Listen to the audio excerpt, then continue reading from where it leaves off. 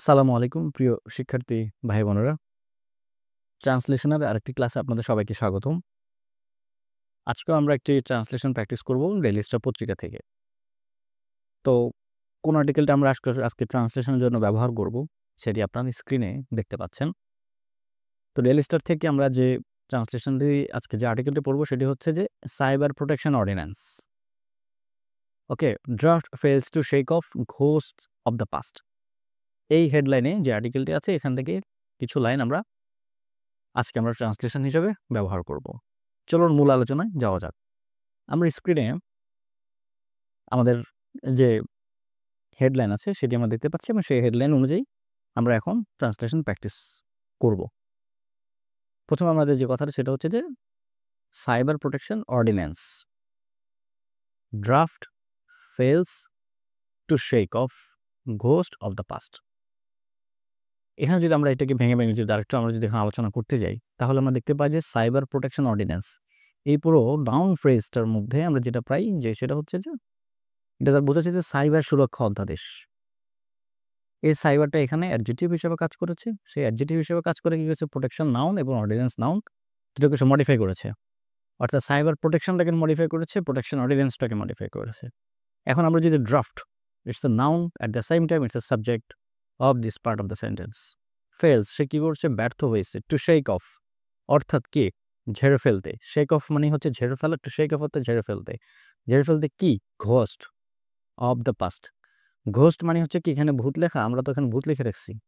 তার মানে কি এখানে ভূত বোঝাচ্ছে? না, এখানে ভূত বোঝাচ্ছে না। এখানে ভূত বলতে আসলে বোঝাচ্ছে যে অতীতের সমস্যাগুলো, যেটা হচ্ছে কি এখানে আসলে রূপক অর্থে ব্যবহৃত হয়েছে। অর্থাৎ যে ড্রাফটটি আমরা এখন দেখতে পাচ্ছি সাইবার প্রোটেকশন অর্ডিন্যান্সের আমরা যে ড্রাফটটি এখন দেখতে পাচ্ছি সেটি কি করেছে? সেটি আসলে ব্যর্থ হয়েছে টু শেক অফ ঘোস্ট অর্থাৎ ঝেড়ে ফেলতে অতীতের সমস্যাগুলো। হ্যাঁ, সেটি হচ্ছে কি আজকের পত্রিকার হেডলাইন।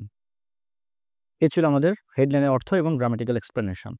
আমরা যদি এখন পরবর্তী বাক্যে যাই এবং তার যদি আমরা যদি পুরো অর্থ সহ আমরা যদি দেখার চেষ্টা করি তাহলে আমরা যেটি পাই যে সেটি হচ্ছে যে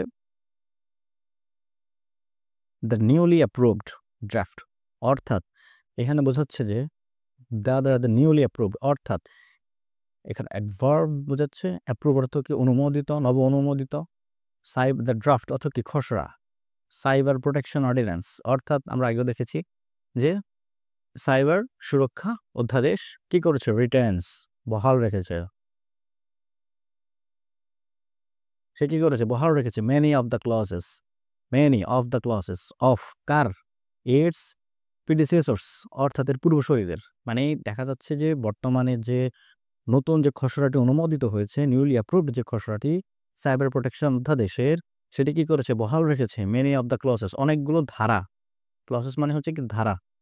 অনেকগুলো ধারা ইটস প্রিডিসেসর অর্থাৎ পূর্বসূরীদের অনেকগুলো ধারা এটি বহাল রেখেছে বর্তমান সাইবার সুরক্ষা অধ্যাদেশ। দ্যাট কোনগুলো সে বহাল রেখেছে? দ্যাট ড্রিউ ফ্ল্যাগ অর্থাৎ ড্র থেকে ড্রিউ ফ্ল্যাগ অর্থাৎ সমালোচনা। এখানে আমরা দেখতে পাচ্ছি যে সমালোচনা বা বিরোধ বোঝানোর জন্য ব্যবহৃত হয়েছে। ঠিক আছে, drew flag from across the world for কি স্টিফলিং। এটা মানে হচ্ছে কি? এর মানে হচ্ছে যে কণ্ঠরোধ। ফ্রিডম অফ এক্সপ্রেশন অর্থাৎ কি মত প্রকাশের যে স্বাধীনতা। এর পুরো অর্থ যদি আমরা ভালো করে এখন এক্সপ্লেন করতে চাই তাহলে আমরা যে নব অনুমোদিত সাইবার সুরক্ষা যে খসড়া অধ্যাদেশটি তার পূর্বসূরীদের অনেক ধারা বহাল রেখেছে। ওকে, যেগুলো দ্যাট দিয়ে আমরা পরবর্তীতে সারা বিশ্বে মত প্রকাশের স্বাধীনতাকে বাধাগ্রস্ত করার কারণে সমালোচিত হয়েছিল। সমালোচিত হওয়া মানে যে এখানে সমালোচিত ড্রিউ ফ্ল্যাগ অর্থাৎ সমালোচনাকে কাছে এনেছে। কি কারণে সমালোচনা কাছে এনেছে? কারণ এই অধ্যাদেশগুলো সারা পৃথিবীতে সমালোচিত। কেন কেন কারণ হচ্ছে যে ফর স্টিফলিং কণ্ঠরোধ করা, ফ্রিডম অফ এক্সপ্রেশন মত প্রকাশের স্বাধীনতাকে কি বাধা দেওয়ার জন্য। সেজন্য এই অধ্যাদেশগুলো সারা বিশ্বব্যাপী সমালোচিত ছিল। আমরা যদি এখন পরবর্তী সেন্টেন্সে যাই এবং যদি আমরা এখন আলোচনা করার চেষ্টা করি তাহলে আমরা যেটি পাই যে সেটি হচ্ছে দ্য অর্ডিন্যান্স। কোন অর্ডিন্যান্সের কথা হচ্ছে? Approved by the interim governments. Approved by কে অনুমোদন করেছে? অ্যাপ্রুভড বাই পাস্ট পার্টিসিপেবল ফর্মে আছে approved by the interim governments, অন্তর্বর্তীকালীন সরকারের এর পজিশন বোঝাচ্ছে। অ্যাডভাইজারি কাউন্সিল, অ্যাডভাইজারি কাউন্সিল মানে কি, এখানে হচ্ছে যে পরামর্শদাতা কাউন্সিল, পরামর্শদাতা পরিষদ। ওকে, আমরা পরিষদ বলতে পারি। কাউন্সিল অন ডিসেম্বর, কবে, অন ডিসেম্বর 24, অর্থাৎ বোঝাচ্ছে যে দি অর্ডিন্যান্স, যে এই অর্ডিন্যান্সটা অ্যাপ্রুভ পাইতে কার দ্বারা অনুমোদিত হয়েছে, অনুমোদিত হয়েছে অন্তর্বর্তীকালীন সরকারের অ্যাডভাইজারি কাউন্সিলের দ্বারা। কবে, অন ডিসেম্বর 24। সে কি করেছে, সে replaces the cyber security act, সে সাইবার সিকিউরিটি অ্যাক্টকে রিপ্লেস করেছে কার বদলে, it's more draconian, it's more draconian মানে অনেক বেশি বিধ্বংসী কিংবা harsh, strict or more severe, অনেক বেশি কঠোর, প্রিকার্সর পূর্বসূরি, পূর্বসূরি দ্য ডিজিটাল সিকিউরিটি অ্যাক্ট। অর্থাৎ বর্তমান অন্তর্বর্তীকালীন সরকারের যে অ্যাডভাইজারি অর্থাৎ উপদেষ্টা পরিষদ আছে, তারা কি করেছে ডিসেম্বরের 24 তারিখে তারা কি করেছে, তারা অনুমোদন করেছে, কি অনুমোদন করেছে, সাইবার সিকিউরিটি। এবং সাইবার সিকিউরিটি তা কি ছিল, তা এই আরও কঠোর পূর্বসূরি ডিজিটাল সিকিউরিটি আইন ডিএসএ এর পরিবর্তে এসেছে। অর্থাৎ এটি এসেছে সিএসএ, সরি সিএসএ এসেছে ডিএসএ পরিবর্তে। এবং এই ডিএসএ সিএসএ থেকে আরও অনেক বেশি কি ছিল, আরও বেশি কঠোর কিংবা আরও বেশি বিধ্বংসী ছিল। সেটাকে বোঝানোর জন্য ড্রাকোনিয়ান প্রিকার্সর, অর্থাৎ কি আরও বেশি বিধ্বংসী। ড্রাকোনিয়ান এটা আর ডেপথ বোঝাতে, এটা যার কতটা হার্শ ছিল, এটা যে কতটা স্ট্রিক্ট ছিল, মোর সিভিয়ার ছিল, সেটা বোঝাতে এই শব্দটি ব্যবহার করা হয়েছে। এখন আমরা যদি পরবর্তী সেন্টেন্সে আমরা দেখি, যে সেটা আমরা দেখতে পাই যে দ্য ডিএসএ অর্থাৎ digital security act had gained মানে কি, পাস্ট পারফেক্ট। নটোরিটি কি, ফর হ্যাভিং বিন ইউজড। নটোরিটি হচ্ছে যে কলঙ্ক, কুখ্যাতি, এই যে কুখ্যাতি। হ্যাড গেইন্ড মানে কি, অর্জন করেছিল, হ্যাড গেইন্ড কুখ্যাতি। ফর হ্যাভিং বিন ইউজড অর্থাৎ ব্যবহৃত হওয়ায়, সরি হ্যাভিং বিন ইউজড মানে এটা কি, ব্যবহৃত হওয়ার কারণে কুখ্যাতি অর্জন করেছিল। অ্যাজ এ টুল, একটি হাতিয়ার হিসাবে, বাই কে, দ্য আওয়ামী লীগ গভর্নমেন্ট, আওয়ামী লীগ সরকার। নাউন ফ্রেজ, এটি noun phrase. The Awami League government নির্দিষ্ট করে দিয়ে, দ্য আওয়ামী লীগ গভর্নমেন্ট অর্থাৎ আওয়ামী লীগ সরকার। টু মাজল কি, এখানে ডিসেন্ট অ্যান্ড জার্নালিস্ট অর্থাৎ কি ভিন্নমত এবং সাংবাদিকদের, হ্যাঁ এই যে ভিন্নমত ও সাংবাদিকদের কি করেছে, দমন করা বলতে কি, মাজল বলছে, মানে এখানে মাজল বলতে আসলে দমন করা, কিন্তু সেই সাথে তাদের কি মুখ বন্ধ করে রাখা। মাজল বলতে এখানে মূল কথা হচ্ছে যে আমরা যে এক ধরনের যে গরুদের কিংবা দেখা যাচ্ছে মুখে এক ধরনের যে ইয়ে থাকতো, হ্যাঁ যাতে করে অন্য জনের খামারে আসলে যাতে খাবাইয়াতে খেতে যাতে আসলে মুখ না দেয়, তার জন্য যে জিনিসটা মুখে লাগানো হতো ওইটাকে আসলে মূলত মাজল বলা হয়। আর যে সহজ করে বলি তাহলে সেটা হচ্ছে যে আসলে আমরা মাস্ক বলতে পারি, এক ধরনের, এটা হচ্ছে মাস্ক। ডিসেন্ট অ্যান্ড জার্নালিস্ট কি ভিন্নমত, ডিসেন্ট হচ্ছে কি ভিন্নমত, এই যে ভিন্নমত ও সাংবাদিকদের, ঠিক আছে। অ্যান্ড জার্নালিস্ট বাই কিভাবে, গ্রেফতার করে, অ্যান্ড ইনকার ইনকার ইনকারসারেটিং দেম তাদেরকে কি, সেটাকে কিভাবে, তাদের গ্রেফতার ও কারাবাস অর্থাৎ জেলে পাঠানোর মাধ্যমে, ইনকার এবং কারাবাসের মাধ্যমে। অর্থাৎ এই যে ডিজিটাল সিকিউরিটি অ্যাক্ট সেটি একটা অনেক বেশি কুখ্যাতি অর্জন করেছিল। এর প্রধান কারণটা কি, এটি আসলে ব্যবহার করা হতো একটা টুল হিসাবে বাই আওয়ামী লীগ গভর্নমেন্ট, আওয়ামী সরকার দ্বারা এটি আমার একটা টুল হিসেবে ব্যবহার করেছিল টু মাজল ডিসেন্ট অর্থাৎ দমন করা ভিন্নমতদের এবং সাংবাদিকদের, বাই অ্যারেস্টিং এবং তাদেরকে কি করতো, অ্যারেস্ট করা, গ্রেফতার করা হতো এবং তাদেরকে কারাগারে প্রেরণ করা হতো। এজন্য এত বিধ্বংসী ব্যবহারের কারণে এই ডিএসএ হ্যাড গেইনড, সে কি করেছে, সে একজনের কুখ্যাতি অর্জন করেছে। এবার আমরা যদি পরবর্তী বাক্যে আমরা যাই, হ্যাঁ এই যে দেখুন এখানে, হ্যাঁ অর্থসহ কিন্তু আমাদের দেওয়া আছে। নটোরিটি হচ্ছে তো কুখ্যাতি, খারাপ খ্যাতি বা কুখ্যাতি।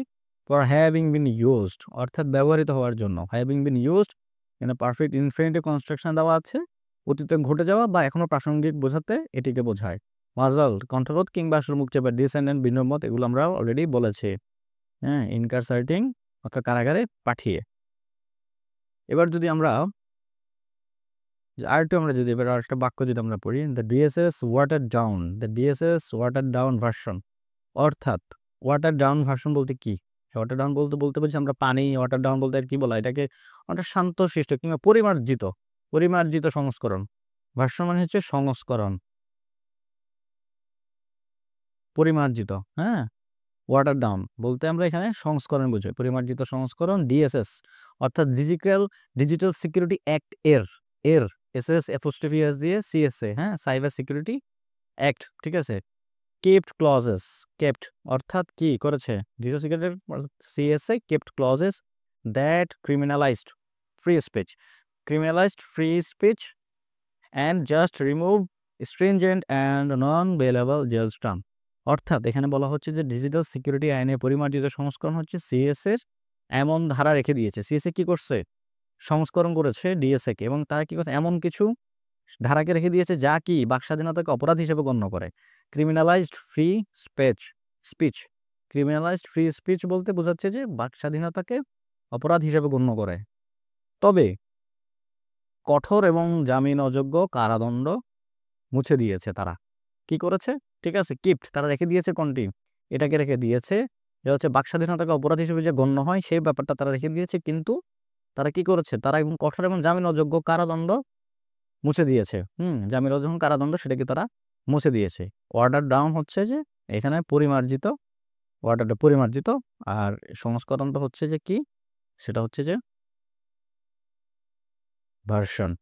স্ট্রিনজেন্ট হচ্ছে কঠোর, আর নন বেলেবল হচ্ছে জামিন অযোগ্য। আমরা বেশি বলি না জামিন অযোগ্য অপরাধ কিছু আছে না, ওরকম ওগুলোকে মুছে দেওয়া হয়েছে। এরপরে শব্দ যদি আমরা দেখি, much like its antecedents, much like অর্থাৎ এর মতো, ইটস অ্যান্টিসিডেন্ট অর্থাৎ এর পূর্বসূরীদের মতো, কি করেছে, দ্য নিউলি ড্রাফটেড অর্থাৎ নতুন যে খসড়াটি, যেটা অর্ডিন্যান্স লিমিটস ফ্রি স্পিচ, কি করেছে, এর পূর্বসূরীর মতো সদ্য প্রণীত অধ্যাদেশটি সে কি করেছে, ফ্রি স্পিচ বাক স্বাধীনতা, লিমিটস সীমিত করা, এই যে লিমিটস অর্থাৎ সীমিত করে দিয়েছে ফ্রি স্পিচ। কি সীমিত করে দিয়েছে, ফ্রি স্পিচ মানে বাক স্বাধীনতা। অনলাইন, কোথায়, অনলাইনে। অ্যান্ড ডিসরিগার্ড উপেক্ষা করা, এই যে উপেক্ষা করা, দ্য রাইট অর্থাৎ কি, অধিকার, টু ফ্রিডম অফ এক্সপ্রেশন অর্থাৎ মত প্রকাশের স্বাধীনতাকে অ্যাজ এ ইউনিভার্সাল রাইট উপেক্ষা করেছে। অর্থাৎ এর পূর্বসূরীদের মতো, এই যে নতুন নিউলি যে ড্রাফটেড, এখন সিএস এর কথা বলছে, দ্য নিউলি ড্রাফটেড মানে সিএস এর কথা বলা হচ্ছে, দ্য নিউলি ড্রাফটেড পূর্বসূরীদের মতো সদ্য প্রণীত অধ্যাদেশটি অনলাইনে বাক স্বাধীনতা সীমিত করে এবং মত প্রকাশে যে সার্বজনীন অধিকার সেটিকে উপেক্ষা করে। অর্থাৎ বর্তমান সিএসএ একটু আগেরটার মতোই চলতেছে, অনলাইনে বাক স্বাধীনতাকে প্রকাশ করার ক্ষেত্রে যে সমস্ত সমস্যাগুলো হয় বা যে সমস্ত শাস্তিগুলোর বিধান রেখে বর্তমান সিএসও একই পথে হাঁটতেছে। সেজন্য বলতেছে যে এর মতো দ্য নিউলি ড্রাফটেড অর্থাৎ সদ্য প্রণীত, দ্য ফ্রি স্পিচ অনলাইনে, তো অনলাইনে বাক স্বাধীনতা, the right two freedom of expression বলতে বোঝায় যে মত প্রকাশের স্বাধীনতা, অ্যাজ ইউনিভার্সাল রাইট অর্থাৎ কি সার্বজনীন অধিকার হিসেবে গণ্য হয়। ওকে, এবার যদি আমরা পরের সেন্টেন্স যদি আমরা দেখি, যে দেখতে পাই যে দ্য ড্রাফট পেনালাইজেস অর্থাৎ যে খসড়ার কথা বলা হচ্ছে, দ্য ড্রাফট, হ্যাঁ, সে কি করছে, বিধান করে হার্ডিং রিলিজিয়াস সেন্টিমেন্ট, কি বিধান করেছে, এটা হার্ডিং রিলিজিয়াস সেন্টিমেন্ট অর্থাৎ ধর্মীয় অনুভূতিতে আঘাত করেছে, with a jail term of 2 years 2 বছর, and a fine of 10 lakh অর্থাৎ 10 লাখ টাকার জরিমানা বিধান করা হয়েছে, সাথে কি 2 বছর জেল যদি কেউ ধর্ম অনুভূতিতে আঘাত টানে। বর্তমান যে খসড়া সেটি বিধান করেছে। Both CS and DSA had this provision, এই বিধান, এই নিয়ম। দ্বারা বলতে পারেন। তারপর হচ্ছে গিয়ে মানে অর্থাৎ ডিএসএ এবং সিএসএ মধ্যে যে ধর্মীয় অনুভূতিতে আঘাত এনে কথাবার্তা বলা, তারা দুজনেই কিন্তু এই ধারাটা একইভাবে রেখে দিছে, এবং এটাতে নতুন যে এটাতে শাস্তি হিসেবে আছে কি 10 years 10 বছরের জেল, অ্যান্ড কোঅর্ডিনেটিং কনভেনশন দ্বারা কি করেছে, and a fine of 10 lakhs অর্থাৎ 10 লাখ টাকা সাথে করে জরিমানার বিধান রেখেছে।